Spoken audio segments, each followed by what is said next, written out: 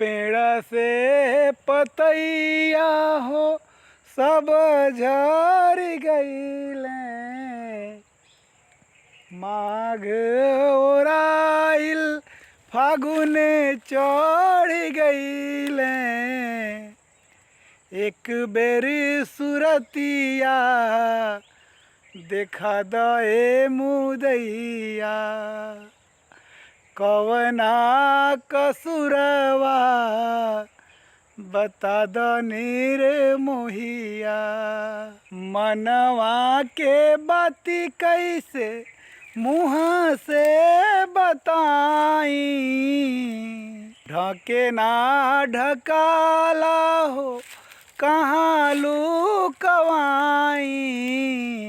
कवना घड़ी में कि कौना कठ करे जिया से लगली पीरितिया।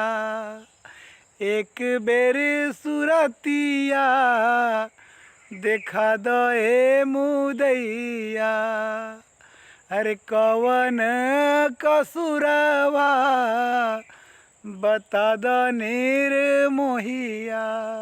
विदेशिया और फगुआ के मिला के नया लय पर ये गीत सुनौनी है। कैसन लागल? अच्छा लागी तो हमारे चैनल के सब्सक्राइब करी और कमेंट करके बताएं।